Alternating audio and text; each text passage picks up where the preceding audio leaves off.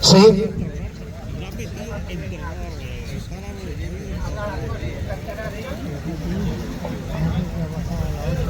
Bueno, vamos a comenzar. Hoy tenemos muchos avisos. Algunos son información simplemente y otros pues temas para debatir. Bueno, ya José, ahora lo vemos. Bueno, en primer lugar, deciros que el miércoles 11, este miércoles pasado, estuvimos, pues yo también estuve presente representando al MAP, al Movimiento Andaluz en Defensa de las Pensiones Públicas.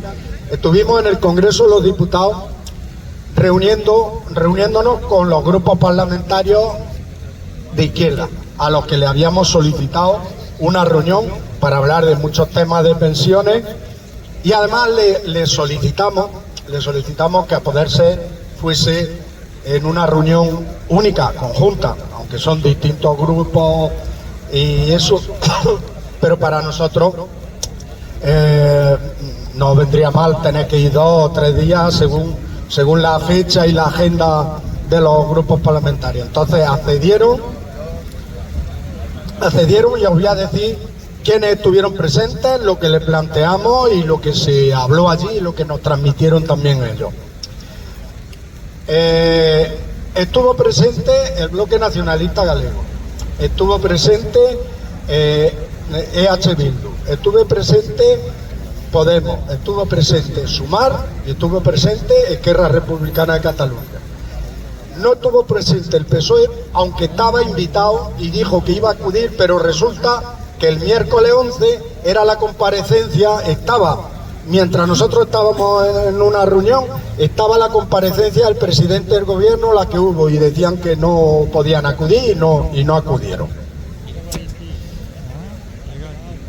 Se les planteó fundamentalmente tres cuestiones.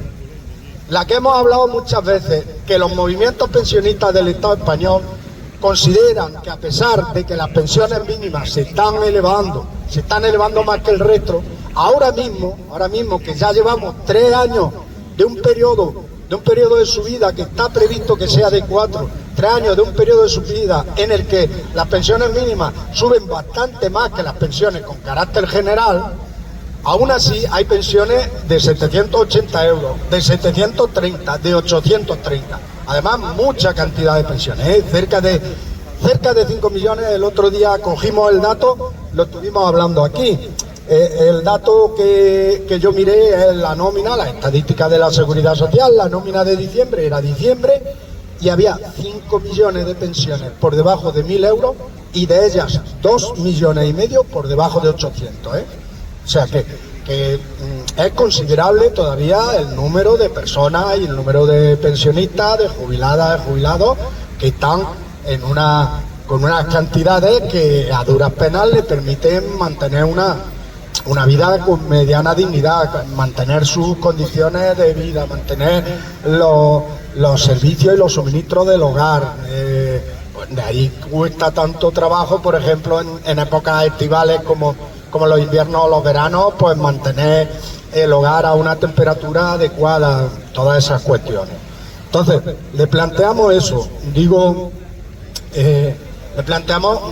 ¿Y por qué se le planteábamos? Le planteábamos porque ellos fueron artífices, y especialmente también, hay que reconocerlo y se lo reconocimos, especialmente la fuerza parlamentaria, los grupos parlamentarios que se estaban reuniendo en esa ocasión con nosotros, los representantes de esas cinco formaciones políticas. Ellos fueron artífices precisamente de esta reforma de pensiones que si bien no conseguían pues todo lo que los pensionistas necesitan, todo lo que los pensionistas reivindican, suponían avances, y ellos fueron artífices también, empujando hay que reconocérselo, con su fuerza, cada uno la que tiene en el Parlamento, en sus negociaciones para sacar la legislación adelante, pues bueno, presionan por un lado, por otro, negocian por un lado, por otro, y fueron artífices también de esto. Pero lo que le planteábamos, que a pesar de eso, queda todavía un año, el año 2027, aunque las pensiones mínimas tengan una subida como este año del 11,4%, las cantidades se van a quedar muy bajas. Y se lo planteábamos, a pesar de que ellos fueron artífices, que piensen, que vean si hay alguna herramienta, algún mecanismo. Perdón, nosotros le proponíamos un mecanismo, pero dentro de nuestro desconocimiento, por así decirlo, de la situación interna en el Parlamento, nosotros proponíamos una propuesta de ley que reforme que las pensiones mínimas no esté referenciada al umbral de la pobreza, porque la reforma esta que estamos hablando, la reforma que se hizo en 2023 para esa elevación superior a las pensiones mínimas, tenía el objetivo de que cuando acabe el periodo 2027, las pensiones mínimas alcancen el umbral de la pobreza. Nosotros le proponíamos que la referencia fuese el salario mínimo interprofesional neto.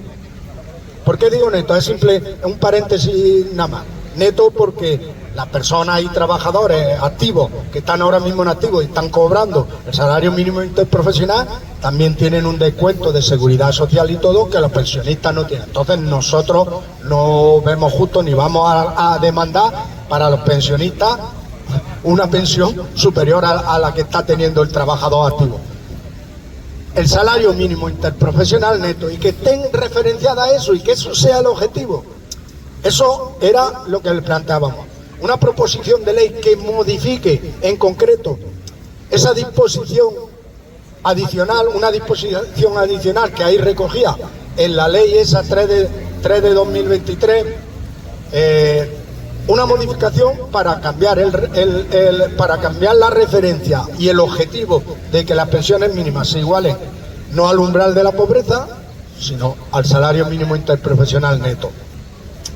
Eso es por un lado. Ahora debatimos, si queréis, pues bueno, la impresión que nos dieron y la respuesta que nos dieron. Le planteábamos la preocupación por la realización de la auditoría, que la realización de la auditoría ya lo hemos hablado y además ellos lo saben. Si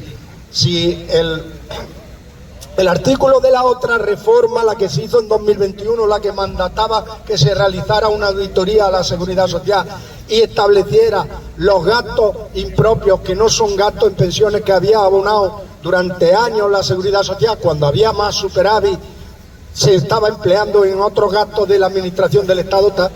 Muchos de los que se estaban reuniendo con nosotros fueron artífices de que ese artículo apareciera ahí, porque en un principio la reforma de pensiones del ministro Escrivá no estaba y no lo contemplaba. Por eso decía que con la herramienta, con la negociación, para al final conseguir una ley apoyada por todos y que tuviera garantía de salir en el Parlamento, tuviera aritmética para tener mayoría absoluta, más de 175 votos, pues consiguieron introducir eso. Pero le planteamos la preocupación de a la fecha que estamos y que no se realice, y la petición de que utilicen los medios que puedan para presionar al gobierno y que se realice por un organismo, por ejemplo, como es el Tribunal de Cuentas, que es el que se encarga de fiscalizar las cuentas de cada uno de los ministerios y se encarga de fiscalizar las cuentas en definitiva del gobierno en conjunto y del Estado en conjunto, también de comunidades autónomas.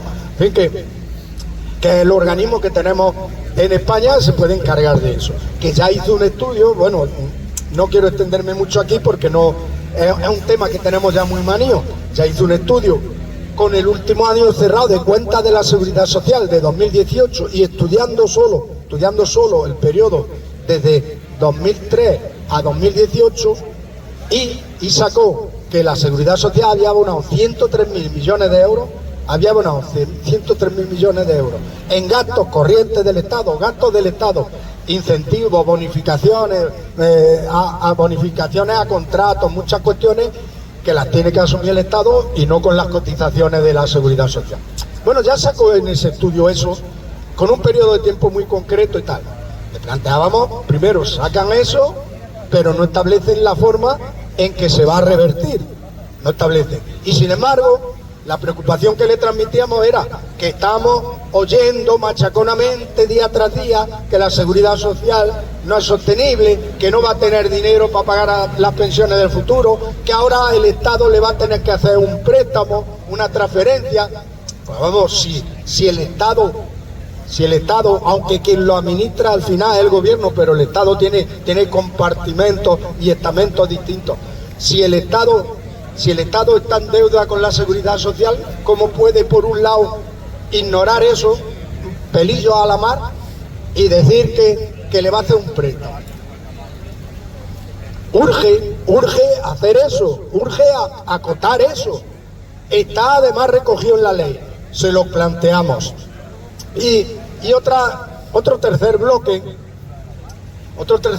era el que ha surgido ahora recientemente, de la preocupación que tenemos por la derogación, con la votación que se hizo en el Parlamento, la derogación por parte de los partidos que votaron en contra, los partidos de derecha y ultraderecha, la derogación de la revalorización de las pensiones de este año 2026 y del escudo social, de todas las medidas en materia de escudo social que se llevaron a votación el 27 de enero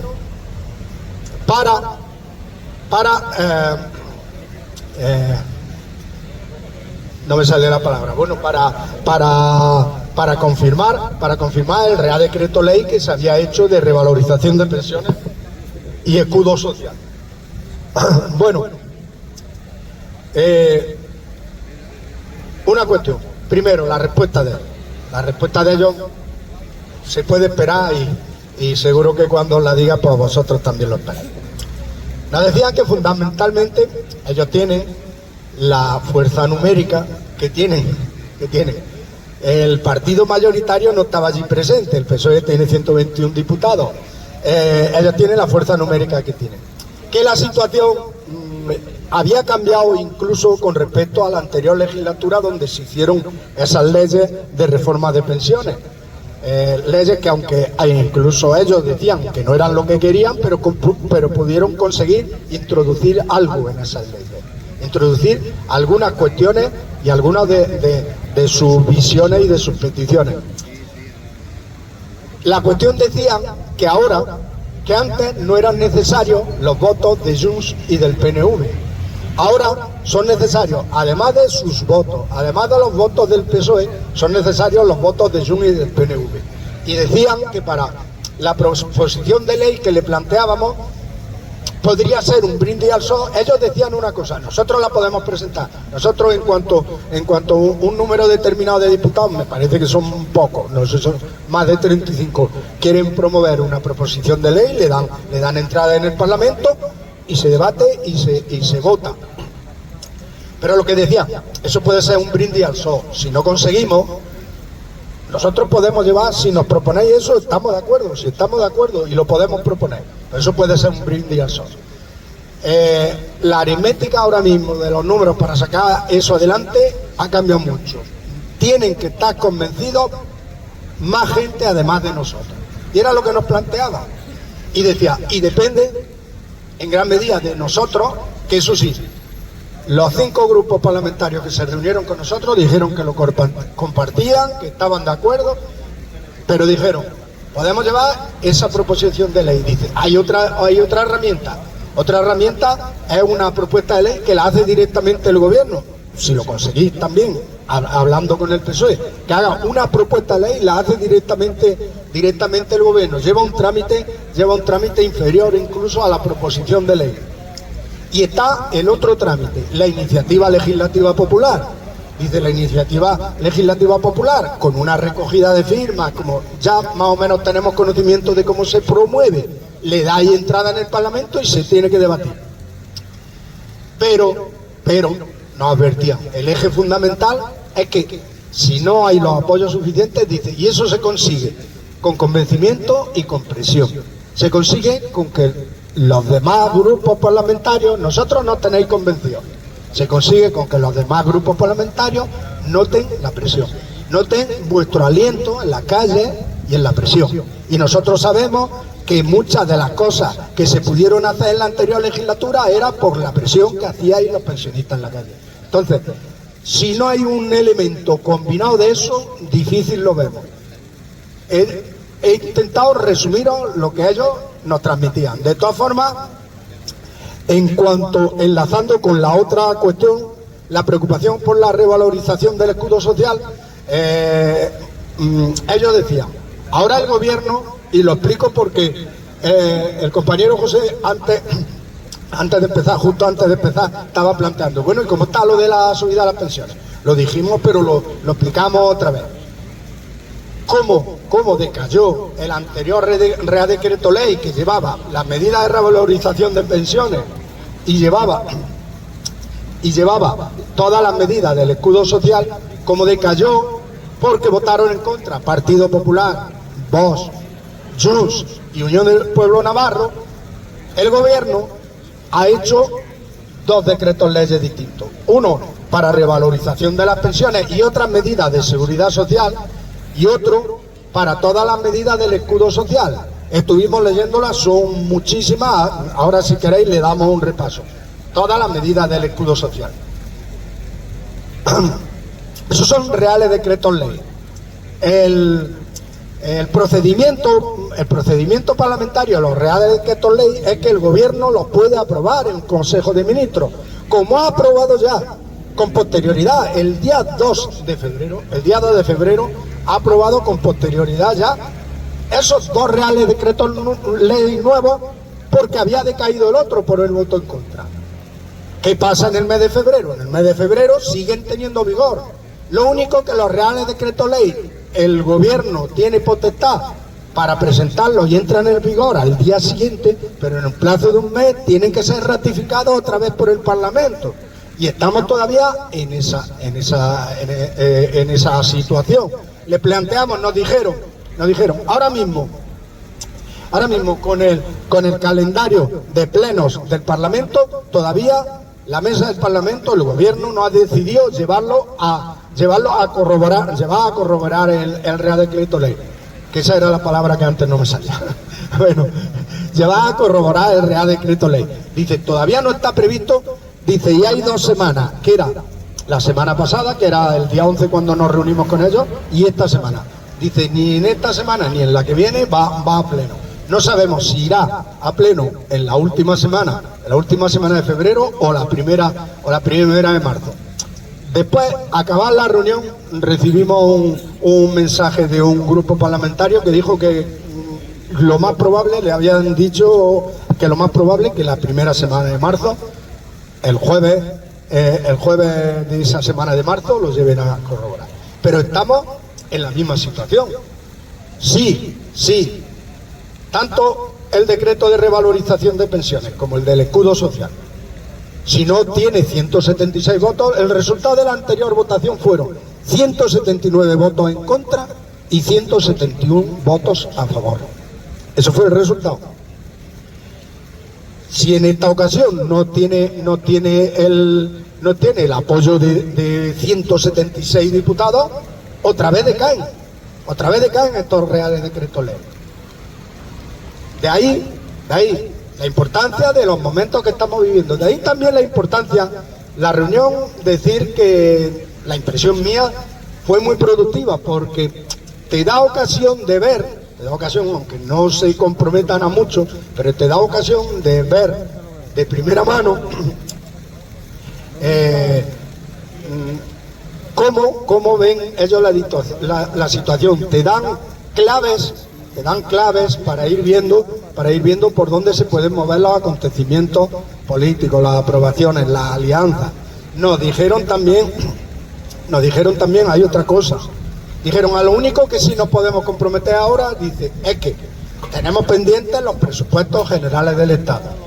Dice, si en la negociación, si el gobierno se decide que todavía no está teniendo reuniones con nosotros para negociar los presupuestos generales del Estado, si el gobierno se digna a realizar las reuniones, pues le plantearemos algunas de las cuestiones que nos estáis planteando. Y en esa negociación de presupuestos generales del Estado, en la medida que queremos conseguir una mayoría suficiente para sacarlo adelante, pues podemos exigir algunas medidas y le podemos plantear algunas medidas. Esa fue la única vía que se nos dijo que también era una posibilidad. Bueno, decía, pues ¿qué pasa? La importancia de estos momentos, la importancia del momento que estamos viviendo. Y por terminar, ¿qué pasa en la cuestión práctica de las pensiones? Pues bueno, que este mes de febrero la Seguridad Social tiene en vigor un nuevo decreto ley y no tiene problema y calcula las pensiones con la revalorización de 2026.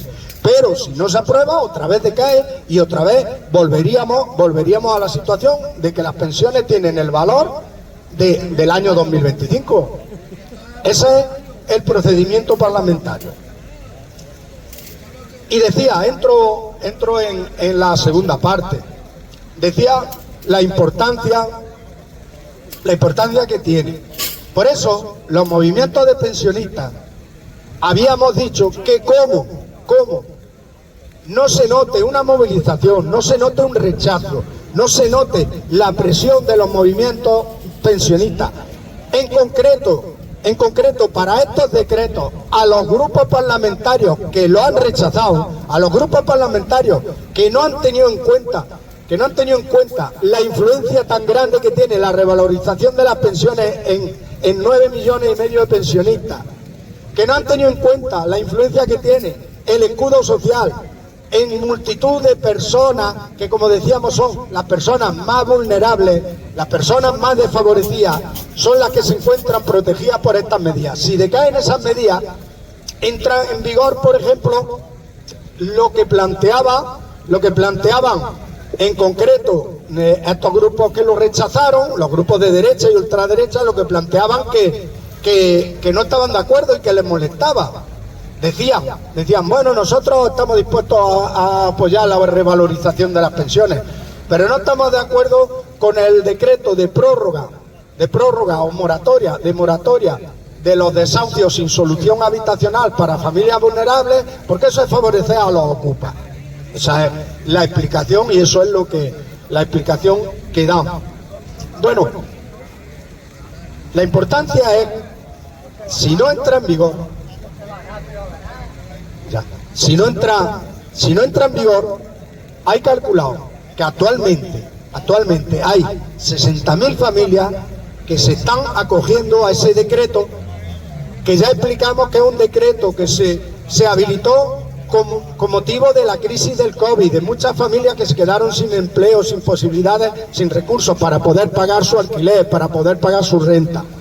Y si se le hacía un informe que demostraba que estaban en situación de vulnerabilidad, se podía suspender temporalmente, ojo, por una orden judicial, tras un informe de servicios sociales, tras un informe del letrado de los juzgados, se podía suspender lo que llaman ellos el lanzamiento o desahucio, se quedaba en suspenso. Esas medidas se habilitaron en 2020 con motivo de la crisis del COVID, pero es que vino sucesivamente la crisis inflacionista de inflación de precios, y especialmente en energía, en luz, gas, agua, y especialmente en alquileres y precios de vivienda.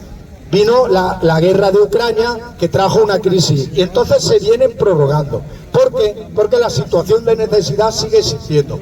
Decía que hay 60.000 familias que se vienen acogiendo.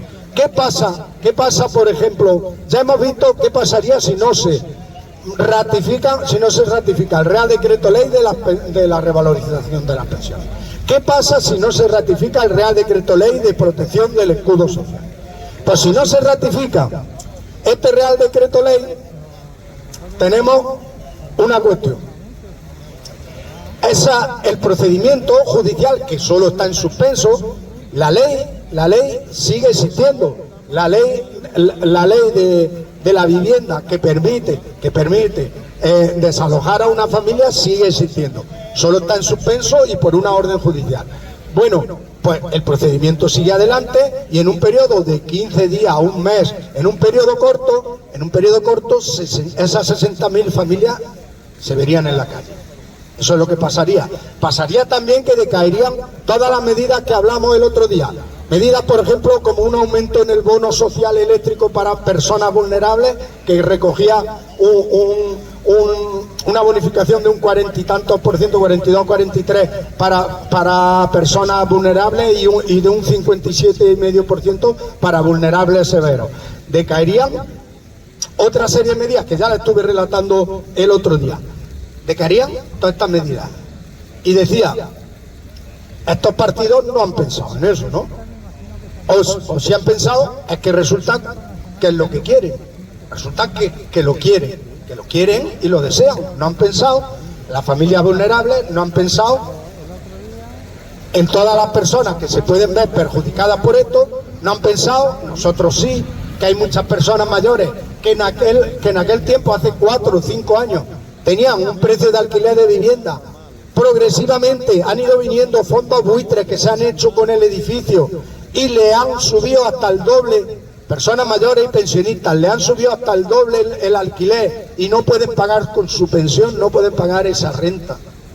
Personas que se van a ver en la calle, no han pensado en ello. O si han pensado, resulta que es lo que desean. Resulta que Partido Popular, hay que decirlo con los nombres, me oiréis durante este tiempo repetirlo muchas veces, pero es que yo considero que hay que repetirlo y decir claramente quienes toman una decisión y que sean responsables de su decisión. Por eso alguien a lo mejor nos puede acusar, y yo asumo el riesgo de que me acusen de que, bueno, de que estamos haciendo política para beneficiar a uno, para favorecer a otro. Yo intento explicarlo. Los partidos que han votado en contra, eso va a traer consecuencias para los más desfavorecidos, para las personas más vulnerables. Y los nombro todas las veces. Han sido Partido Popular, Vox, Junts per Catalunya y UPN. Y tendrán que ser responsables con la decisión que han tomado. Tienen que ser responsables. Si lo han votado así, tienen que ser responsables. Y esa situación, por lo que se ve, es lo que desean y es lo que quieren. Ahora voy a leer otra vez, de forma más detallada, porque hacen hincapié en que esto favorece a los ocupas. Las condiciones que se tienen que dar para que un juez, después de recoger todos los informes, declare en suspenso un desahucio para personas y familias en situación de vulnerabilidad y sin solución habitacional, si no se les proporciona una solución habitacional. Solución habitacional es que bien las comunidades autónomas, bien los ayuntamientos, el Estado, quien disponga de viviendas en alquiler para personas con pocos recursos, pues les proporciona un alquiler en esa vivienda y entonces el desahucio continúa adelante porque le han proporcionado una solución, un alquiler asequible, un alquiler en términos en los que se pueda pagar. Bueno, la voy a leer aunque sea tedioso porque es importante.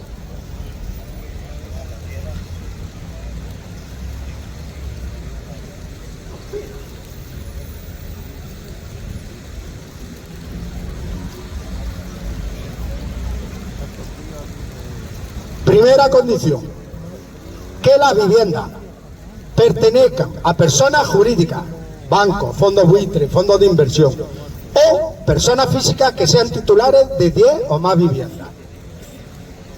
Y segundo, primera condición, condiciones previas, y segundo, que las personas que lo habitan se encuentren en situación de vulnerabilidad económica. Entonces, decíamos, ¿cuál es la situación de vulnerabilidad económica? Que tengan una persona dependiente, que sea víctima de violencia de género, tener a su cargo, conviviendo en la vivienda, menores de edad o personas dependientes. Y ahora, también las condiciones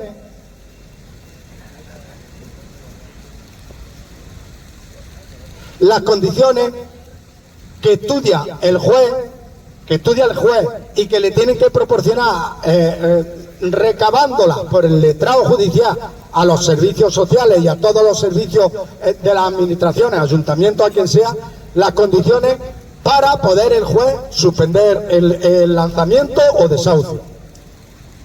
Que sea una persona física. Si la vivienda... ahí es para no suspender el desahucio.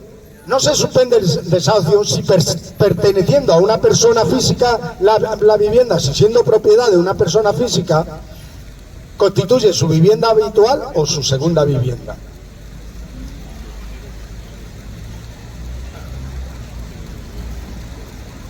No se produce tampoco el desahucio. Estamos hablando de las condiciones en las que no se produce el desahucio.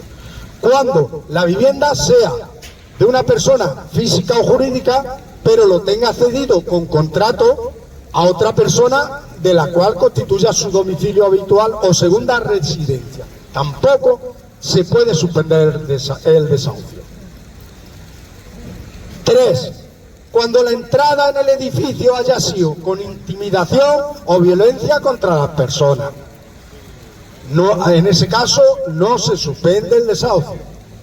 4. Cuando se tenga evidencia de que en la vivienda se usa para actividades delictivas. En ese caso no se produce el desahucio. 5. Cuando la entrada sea en una vivienda social y esa vivienda social ya está asignada a otro solicitante. Aunque se encontrase vacía, pero si ya está asignada a otro solicitante, no se suspende el desahucio. Y 6. Cuando la entrada en la vivienda se produzca con posterioridad a la entrada en vigor de la presente ley. O sea, personas que ya se vienen acogiendo, le sirve a personas que ya se vienen acogiendo a esta moratoria de desahucio.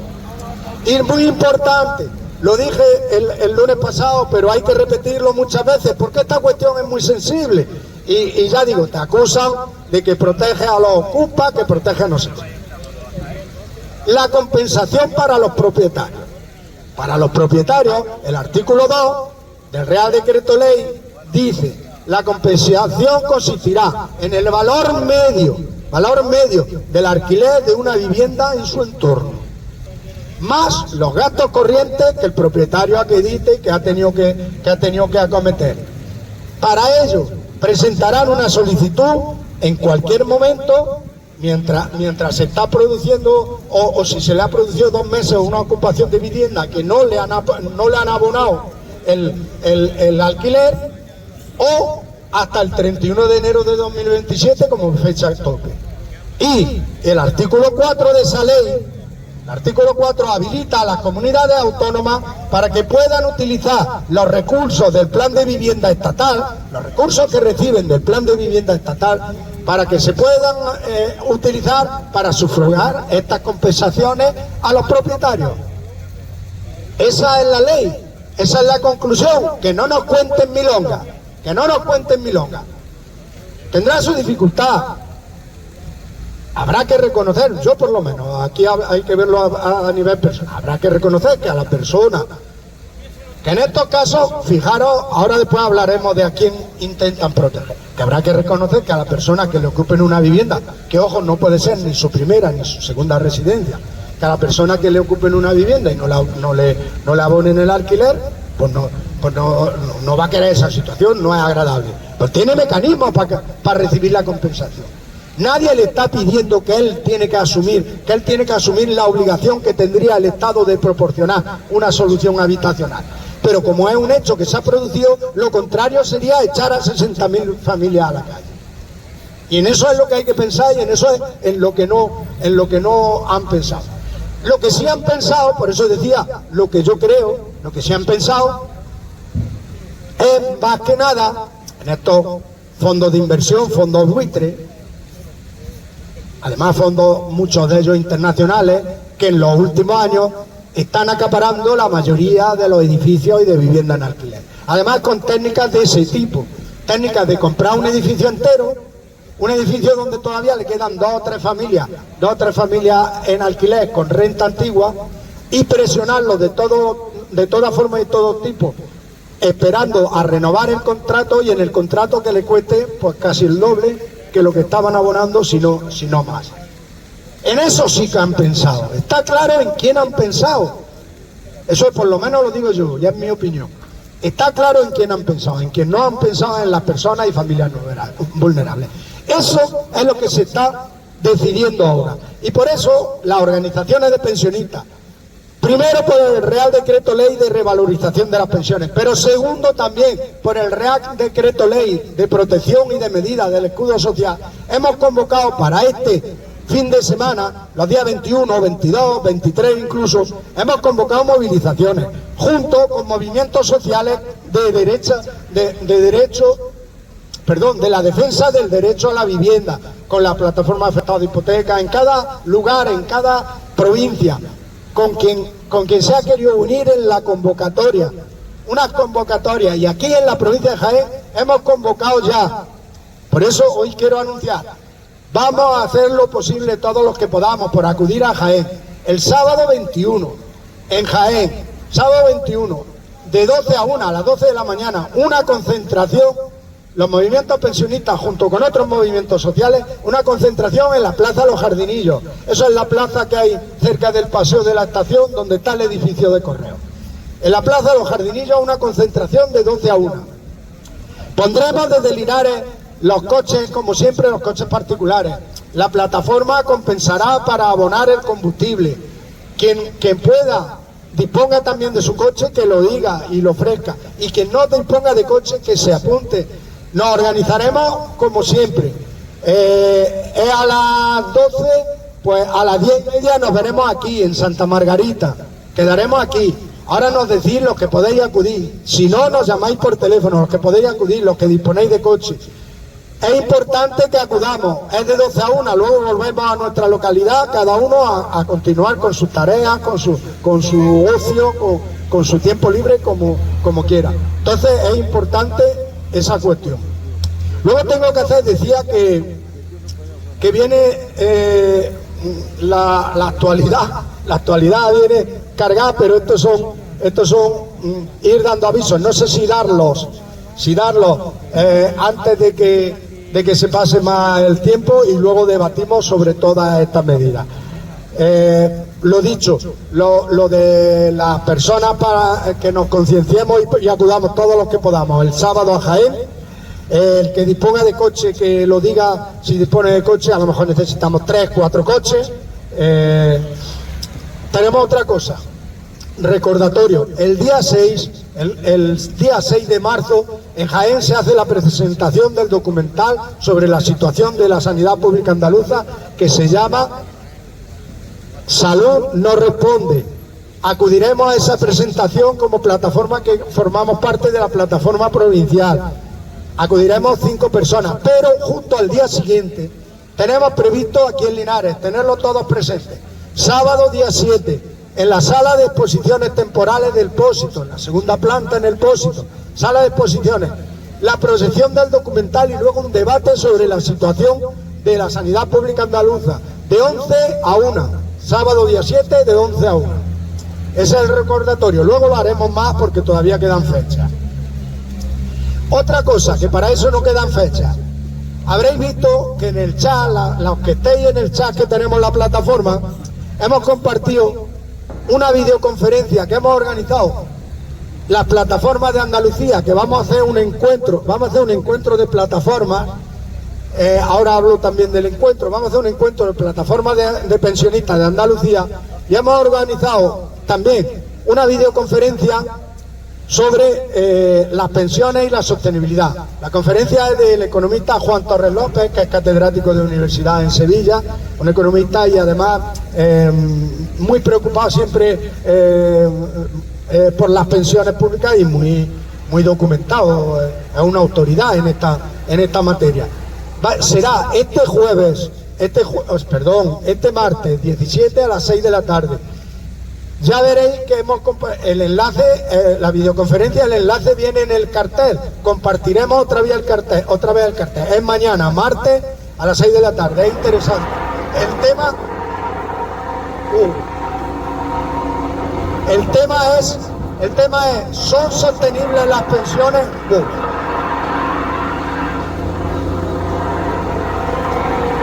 Bueno, y otro es el encuentro de plataforma. Sobre el encuentro de plataforma ya hablamos la semana pasada. Hasta que no termine esa máquina, bueno, del encuentro de plataforma ya hablamos la semana pasada. Se va a hacer en Antequera el sábado 14 de marzo. Podemos acudir todas las personas que queramos de la plataforma. No hay cantidad límite ni hay nada. Entonces, irlo pensándolo, sábado 14 de marzo en Antequera. Luego nos da tiempo de ir hablando más de esto. Y otra cosa es lo que organiza el colectivo que nos acompaña siempre, que forma parte de nuestra plataforma, el colectivo de Úbeda, que pertenecen a Úbeda Laica, pero mejor lo anuncia Alberto antes de que sea más tarde, y ahora después debatimos.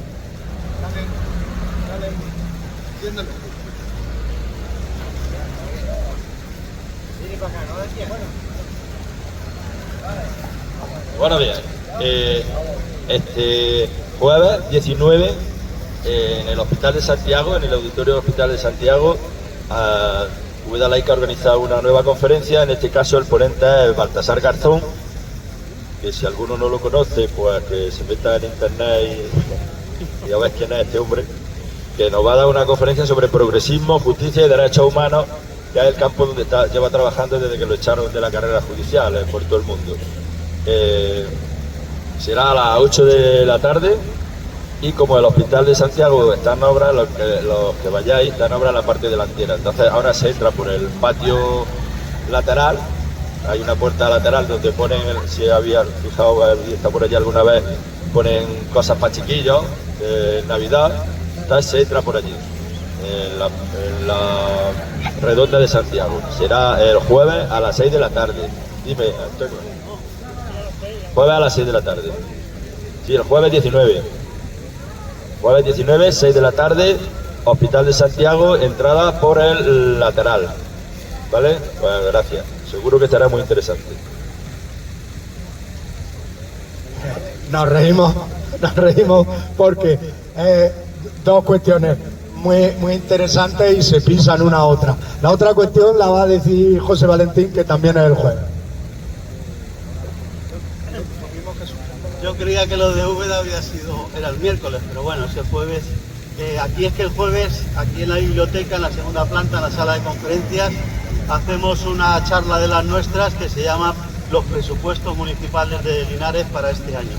Yo creo que es muy interesante, porque aunque los presupuestos municipales, casi el 80%, no hay nada que hacer, en el sentido que son gastos fijos que no se pueden eludir, como es pagar las nóminas, la luz, el agua y todas esas cosas, pero siempre hay un margen de actividad para hacer unas cosas u otras en función de las ideologías, de los intereses que se tienen y de en qué cosas queremos que nuestra ciudad invierta ese dinero. Entonces, es este jueves, siento que coincida con lo de Alberto, este jueves a las 6 de la tarde aquí en la biblioteca, los presupuestos de Linares para este año. De todas maneras, Antonio se va a llevar a Fernando para grabarlo. A ver si se graba. Bueno, lo que ha dicho Alberto, se procurará grabar la conferencia de Baltasar Garzón, la que van a hacer en Úbeda. Luego se comparte y siempre es muy interesante recibir información de gente experta en la materia de la que estamos hablando. Decía, pues ya dejamos, si queréis, intervenciones sobre este tema, sobre cualquier otro, todos los temas que queráis, sobre los temas que queráis, pero fundamentalmente lo más importante es lo que tenemos encima del escudo social y de la revalorización de las pensiones y la movilización que hay este sábado en Jaén, que conviene que sea numerosa por aquella cuestión que decía, la que nos decían los grupos parlamentarios, que noten la presión en el cogote. Si no notan la presión en el cogote y elección tras elección siguen sacando los votos suficientes, pues dirán, tampoco va tan mal.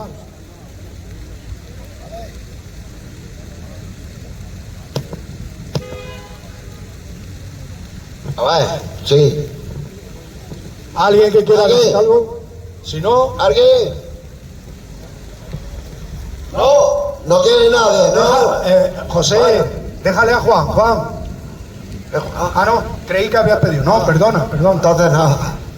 Bueno, compañeros, compañeras, ya sabéis lo que tenemos. Bueno, si las pensiones no lo van a aprobar, pues que tenemos que seguir luchando y seguir peleando y seguir luchando por lo que es nuestro, ¿vale? Compañeros, compañeras, tenemos que seguir aquí y tenemos que estar luchando, cueste lo que cueste, porque gobierne quien gobierne,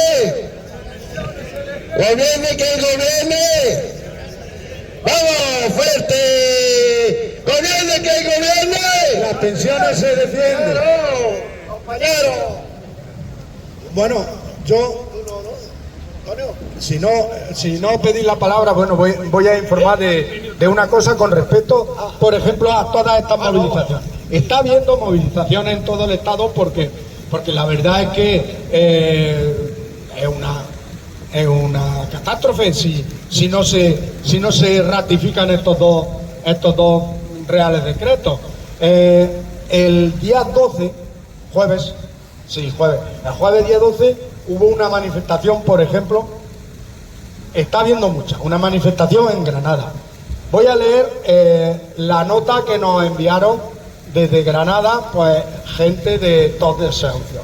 Y decía: hoy es TOS Desahucios Granada 15M, junto con otros colectivos sociales y sindicales, se ha concentrado delante de la sede del Partido Popular de Granada para decirle algo muy sencillo. Sabemos lo que han votado y sabemos a quién están protegiendo. Con su voto han dejado desamparadas a miles de personas, entre ellas jubilados,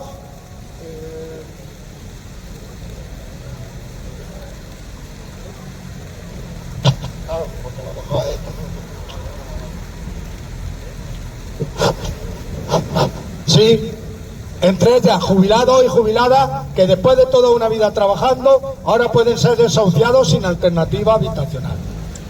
Ustedes hablan de orden, de legalidad, pero no ofrecen ni una sola solución para estas personas. Ni viviendas públicas, ni viviendas públicas en alquiler asequible, ni realojos, ni planes de emergencia, ni topes en los alquileres, nada, no ofrecen nada. Han elegido ponerse del lado de los rentistas y de la especulación y darle la espalda al derecho constitucional a la vivienda. Y por eso estamos aquí, para señalarles y para avisarles de que no vamos a permitir que se eche la gente mayor, a las familias y a las personas vulnerables a la calle sin respuesta. Queremos que los niños puedan volver a su hogar después del cole. Ni gente sin casa, ni casa sin gente. La lucha sigue. Digo, porque habla, por ejemplo, de la actitud. Yo ya lo había dicho, pero tal vez con unas palabras menos acertadas y menos elocuentes. Habla de la actitud y de la decisión que han tomado estos partidos políticos. Dejo a Antonio, que quería intervenir. Dale eso. Ya, vale. Bueno, abundando en lo que acaba de decir Ildefonso. Lo triste del caso es que las decisiones que se ofrecen, casi ninguna sirven, porque fundamentalmente existe una constitución para que las personas antidemocráticas entren y tengan derechos como si lo fueran. Y entran en las disposiciones que hay con respecto a la administración para volverse en contra. El ejemplo más meridiano es el ocurrido en Badalona. Badalona resulta que tienen expulsados y tienen sin domicilio ninguno todos los desahuciados del Instituto número 9 de Badalona. Pues bien, resulta que cuando hay que llegar y ofrecerle solución habitual de vivienda alternativa, El ayuntamiento, sea el caso que sea, no ofrece ninguna. Incluso los jueces que tienen que tienen que visar el caso, cómo se hace, tampoco atienden. Y mire el tipo de personal que dice sí a la Constitución, que incluso cuando a esos desahuciados se le ofrece el apoyo de unas parroquias, la gentuza que apoya a ese alcalde se pone delante para que no puedan entrar. Ese es el tipo de conciudadanos que tenemos, y hay que decirlo exactamente con quién nos jugamos los cuartos. Muy bien, compañeros. Bueno, compañeros, ya sabemos que el sábado nos vemos aquí, que vamos a seguir, vamos a luchar para irnos ahí, ¿vale? Compañeros, compañeras, el sábado nos vemos aquí a las 10:30. ¿Vale, compañeros? De acuerdo. ¿Alguien más? ¿Alguien quería decir algo más? Si no, pues el sábado nos vemos aquí a las 10:30 y el próximo lunes hay concentración. Ah, perdón, se me olvidaba, no vayáis. Vamos a ver. Ha cerrado el compañero Juan, que es el que lleva la contabilidad. Ha cerrado desde 2025, no habíamos hecho balance de cómo van las cuentas de la hucha común que tenemos de la plataforma. Y va a dar el resumen. Buenas. El primero de año del año pasado, desde el 1 de enero hasta la fecha, el 1 de enero de 2025, ha habido de ingresos 1.191,89. Eso es de lo que recogemos aquí de la lotería, que han sido 254 euros, 256 euros, y aparte, como nos regala la administración de lotería, nos regala un décimo, ese décimo nos ha tocado, como nos ha tocado a toda la lotería, 100 euros más. En gasto hemos tenido 1.031 euros. Los principales gastos ha sido la aportación que hicimos al documental de sanidad, el que vamos a ver el día 6 aquí, ¿no? Que aportamos 100 euros. Arreglo de la batería de la megafonía. Aportación a los trabajadores de Cádiz, que le dimos 100 euros.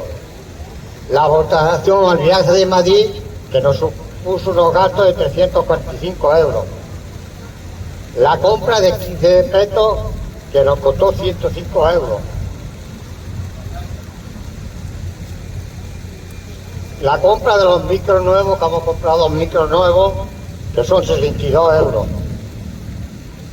El viaje a Jaén en la manifestación de sanidad, que dimos lo mismo que vamos ahora, fueron 4 coches, dimos 60 euros a los 4 coches. Aportación a Sevilla, el 50% de la lotería de Navidad, que son 128 euros.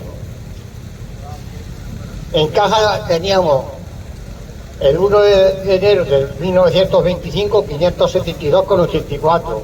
Ahora el saldo que hay hasta fecha es 733 euros con 73 céntimos. ¿De acuerdo? Hay más, las cuentas están con más detalle, pero el resumen tampoco vamos a extendernos.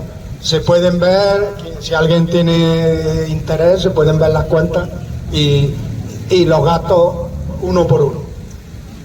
Y bueno, una cosa que me dice Mariano que recuerde: hacer el favor, los que vayáis ahí el día 21, decírnoslo para saber cuántos coches tenemos que preparar, porque si no, puede que nos encontremos con falta de coches.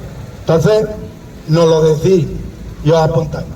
Y lo dicho, nos vemos el próximo lunes aquí y el sábado 21 en Jaén.